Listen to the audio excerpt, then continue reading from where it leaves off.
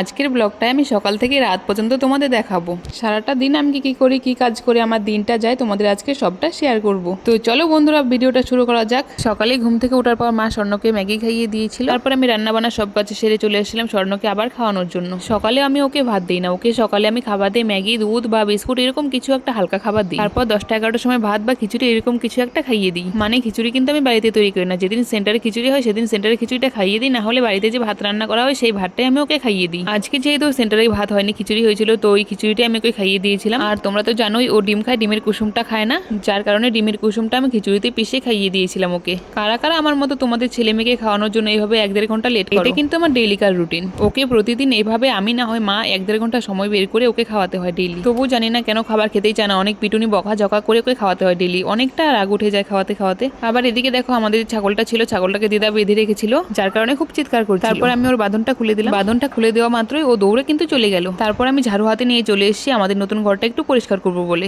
স্বর্ণজিৎ তো নতুন ঘরেই খেলা করে, নতুন ঘরে খেলতে খেলতে ঘরটাকে একদম পুরো নোংরা করে ফেলেছে, যার কারণে নতুন ঘরটা পরিষ্কার করা হয়নি, অনেকদিন থেকে পরিষ্কার করা হচ্ছে না। আমি এর জন্য চলে আসলাম আজকে। আর ও ছোটবেলা দোলনাটা এই ঘরে এনে দিয়েছিলাম, যার কারণে ও ডেলি ডেলি চিৎকার করতো। ওই ঘরেই ছিল, কিন্তু ও খুব চিৎকার করতো দোলনাটা বের করে দেওয়ার জন্য, যার কারণে আমি এই দোলনাটা এই ঘরে এনে দিয়েছিলাম। ওই ঘরে কোথায় পারবো, ওই ঘরেতে আমাদের জায়গা নেই, ছোট্ট একটা ঘর, তোমরা দেখেছিলে আগের অনেক ব্লগে। দোলনাটা এই ঘরে এনে দেওয়ার পর ও ডেলি ডেলি দোলনাতে বসে খেলা করে, দেখতেই পাচ্ছ খেলতে খেলতে অনেক বাচ্চা কাচ্চা নিয়ে আসে। এত ধুলো জমেছে ঘরের মধ্যে, ধুলো ঘরটাও একদম ভরে গিয়েছে। প্রায় 1 সপ্তাহ হয়েছে ঘরটা আমি ঝাড়ু দিই না, এমনকি ঘরে কোনো কাজই করি না। এই ঘরটা একদম মানে অপাতে পড়ে আছে, ছেলে মেয়ে খেলা করে এটাই। তারপর আমি কাঠ দিয়ে ছেলেকে যে বিছানাটা বানিয়ে দিয়েছিলাম, বিছানাটারও কি অবস্থা করে রেখেছে। এই বিছানাটা আজকে পরিষ্কার করে দিব, সবকিছু আজকে পরিষ্কার করে দিব, তোমাদের সবটাই দেখাবো, তোমরা দেখতে থাকো। বিছানাটা পরিষ্কার করবো বলে আগে এখানে আমি নামিয়ে নিয়েছিলাম বস্তাগুলো। বস্তার উপরে এখানে কিন্তু আমি টিন বিছিয়ে রেখেছি। না, এটা সেরকম টিন না যে কেটে যাবে বা অন্য কিছু ধারালো কোনো টিন না, এটা পাতলা একদম প্লেন সিট টিন। এটাকে কি বলে আমি জানি না, এটা কোনো ডেউ বা টিনের মতো আকৃতি কিছু নেই, এটা শুধু পাতলা এরকম আর কি। টিন টিন তো বোঝা যায়, কিন্তু অন্যরকম টিন। এখানে আগে আমি টিনটা পরিষ্কার করে তারপর বস্তাগুলো ঝেড়ে ঝেড়ে একটা একটা করে বিছিয়ে নিচ্ছিলাম। এখানে তো চৌকি পারা যাবে না, আগে চৌকি বা খাট কিছু পারা যাবে না, যেহেতু নতুন ঘর পুজো না করে ঘরে ঢোকা যাবে না, থাকা যাবে না।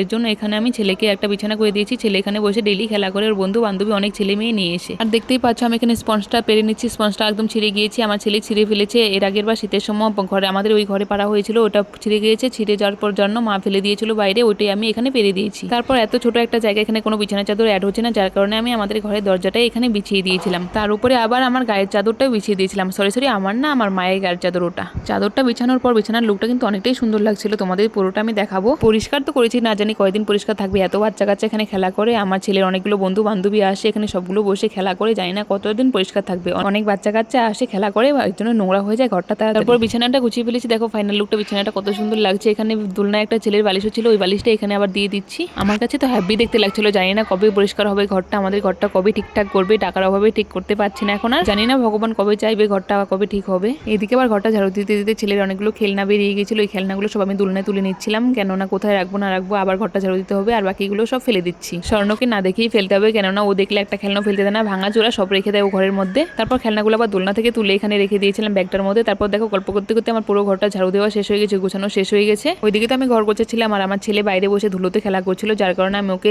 ঘরটা গুছিয়ে পরিষ্কার করে আমি ওকে এসেছি স্নান করানোর জন্য। আজকে প্রায় 7-8 দিন পর ওকে স্নান করানো হচ্ছে। কয়েকদিন ওকে স্নান করানো হয়নি, কেননা ওর খুব জ্বর ছিল। আজকে ওর জ্বরটা একটু কমেছিল, যার কারণে ওকে স্নান করে দিয়েছিলাম, কিন্তু স্নান করানোর পর আবার জ্বর ঠিকই এসেছিল। কিন্তু কি করা যাবে, এতদিন স্নান না করে থাকলে তো শরীরে অনেকটা নোংরা জমে যায়, যার কারণে আমি স্নান করে দিচ্ছিলাম। মা তো স্কুলে গিয়েছিল, মা তো জানে না ওকে স্নান করে দিয়েছিলাম। মা স্কুল থেকে এসে অনেক বকাবকি করেছিল, ও এতই নোংরা হয়েছিল, যার কারণে আমি স্নান করে দিয়েছিলাম। পুরো ধুলো বালিতে সাদা হয়েছিল, যার কারণে আমি স্নান করে দিতে বাধ্য হয়েছি, নাহলে তো ওকে স্নান করাতাম না আমি। তারপর স্নান করানো হয়ে গেলে সেই ছোট্টবেলার মতো করে ওকে সাজিয়ে দিচ্ছিলাম, সেই যখন ছোট্ট ছিল বালিশে শুয়ে এভাবে সাজিয়ে দিতাম, এইভাবেই আর কি সাজিয়ে দিচ্ছিলাম। আজকে অনেকদিন পর ওরও ইচ্ছে হলো আমি শুয়ে শুয়ে টিপ দিব, এই জন্য শুয়ে শুয়ে ওকে টিপ দিয়ে দিচ্ছিলাম। আর পাউডারটা দেখো আমি জায়গা না পেয়ে ওর হাতে ঢেলে নিয়েছিলাম, কেননা আমার এক হাতে মোবাইল, আরেক হাতে তো ওকে সাজিয়ে দিচ্ছি, তো কি করে আমি এক হাতে পাউডার ঢালবো, কোথায় ঢালবো, এই জন্য ওর হাতেই ঢেলে নিচ্ছিলাম। আর দেখো স্বর্ণ কত খুশি হয়ে গেছে, ছোটবেলায় ওকে এইভাবে সাজাতাম, ওকে বলেছিলাম যে তোমাকে ছোটবেলায় এইভাবে সাজাতাম, যা দেখে ও খুশি হয়ে গিয়েছিল। সরি ওটা দেখে হবে না, শুনে হবে। তারপর যেহেতু ওর জ্বর হয়ে গেল, মুখে রুচি নিয়ে কিছুই খেতে পারছে না, যার কারণে ওর জন্য আমি ডিম ভেজে নিয়েছিলাম। আজকে তো একটু খিচুড়ি খেয়েছিল, খিচুড়ি খাওয়ার পরে অনেকটা বমি করে দিয়েছিল, ও তো কিছুই খেতে পারে না, শরীরটা খুবই খারাপ।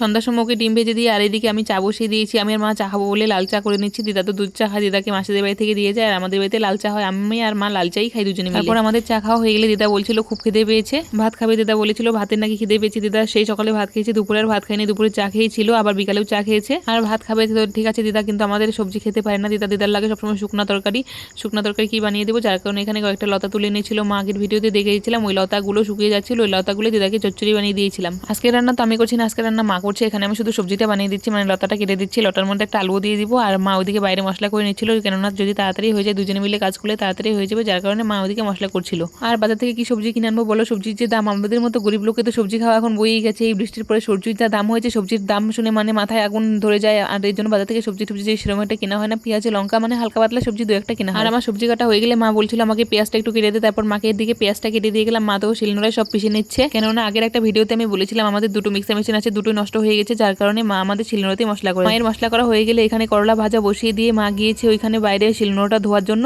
আর আমাকে বলেছিল করলা ভাজাটা একটু দেখিস, মা তো লতা খায় না, করলা ভাজা দিয়ে মা খাবে, করলা ভাজাটা মা আমাকে দেখতে বলেছিল। আর দেখো করলা ভাজার কি অবস্থা, আমি ভিডিও করতে করতে করলা ভাজার কথা ভুলে গিয়েছি, একদম পুরো কালো হয়ে গিয়েছে, যার কারণে কিন্তু মায়ের কাছে আমার অনেকটা বকা শুনতে হয়ে গেছে, এত কালো হয়ে গেছে। তারপর মা কিন্তু না পেয়ে লতা দিয়েই খেয়েছিল। তারপর কচুর লতা কাটার পর আমার তো হাতের অবস্থা পুরো শেষ হয়ে গেছে, একদম এত চুলকাচ্ছিল, আমি তো সহ্যই করতে পারছিলাম না। আমার মা বলেছিল সর্ষে তেল লাগিয়ে আগুনে সেক দিয়ে, তারপর আমি সর্ষে তেল লাগিয়ে আগুনে সেক দিয়েছিলাম, তারপর একটু চুলকানিটা কমেছিল।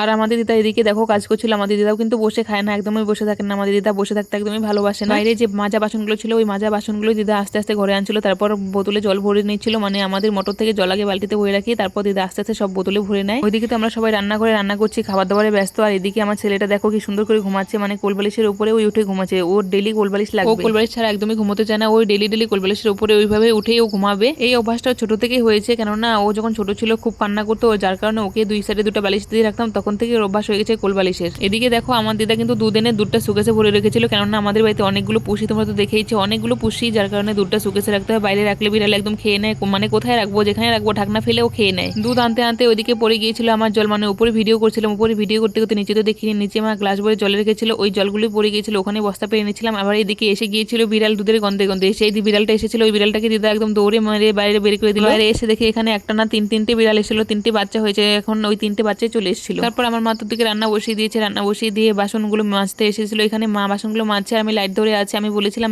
রাখো আমি মেজে দিব, কিন্তু মা বলছিল থাক আমি করে নিই, এখন একটুখানি বাসন কয়েকটা বাসন আমি মেজে নিচ্ছি। মায়ের কথা শুনে আমি মাকে দিয়ে দিয়েছিলাম বাসনগুলো মাজার জন্য। ওর মা বললো আমি তো বাসন মাজছি, তুই গিয়ে ভাতটা বেড়ে নে। তারপর আমি ভাত বেড়ে নিয়ে এখানে বাইরে এসে বিড়ালকে ভাত দেওয়ার জন্য, দেখো বিড়াল তো ভাত খাচ্ছে না, খালি ভাত। আর ওইদিকে মা দিদা দেখো কি সুন্দর করে ভাত খাচ্ছিল, আমার দিদার খুব খিদে পেয়েছিল, সারাদিন পরে এখন ভাত খাচ্ছে। জানি না লোকে বলে বয়স হলে নাকি সবাই এরকম হয়, সবারই নাকি মুখটা এরকম হয়ে যায়, মানে একটু অন্যরকম হয়ে যায়, এর জন্য আমার দিদার নাকি এরকম করে। তবে আমার দিদাকে আমরা যথেষ্ট যত্ন করি। তো ওদিকে ছাড়ো, এদিকে আবার চলে এসেছিলাম, কালকে যে সকালে আমি ধুয়ে দিয়েছিলাম কাপড় চোপড়গুলো, ওই কাপড় চোপড়গুলো শুকিয়ে গিয়েছে, দিদা তুলে রেখেছিল, ওইগুলো আমি গুছিয়ে নিয়েছিলাম, একটু দিনে তো সময় পাই না, যার কারণে রাতে একটু সময় বের করে কাপড়গুলো গুছিয়ে নিয়েছিলাম, আর মায়ের সাথে গল্প করছিলাম আর হাসছিলাম। এখানে সবগুলো কাপড় নেই, সবগুলো কাপড় আমি ভাঁজ করতে নিইনি, কিছুটা মাকে দিয়েছি, মা তুমি ভাঁজ করে নাও, মাকে দিয়েছিলাম, মা ভাঁজ করছে ওই রুমে, আর এই রুমে আমি ভাঁজ করছি আর ভিডিও করছি। আবার এটা ভেবো না যে আমি ভিডিও করার জন্য কাজ করি, আমি কিন্তু ভিডিও করার জন্য কাজ করি না, এমনি থেকে সবসময় আমি কাজ করে থাকি। ভিডিও করি কারণ হলো আমার মনটাকে একটু ঠিক করার জন্য, মনের অবস্থা তো কেমন সবাই জানোই, কেননা আমার জীবনের অনেক বড় গল্প আছে, গল্পের অধ্যায় শুরু করলে শেষ হতে চাইবে না, জীবনটা তো পুরো তেজপাতা হয়ে গিয়েছে, যার কারণে একটু ভিডিও করছি, ভিডিও করে যদি একটু প্রতিষ্ঠিত হয়ে দাঁড়াতে পারি, যার কারণে একটু ভিডিও করার চেষ্টা করছি, জানি না প্রতিষ্ঠিত হতে পারবো কিনা। তো বন্ধুরা আজকে এই ছিল ভিডিও, কেমন লাগলো অবশ্যই জানিও। Thank you.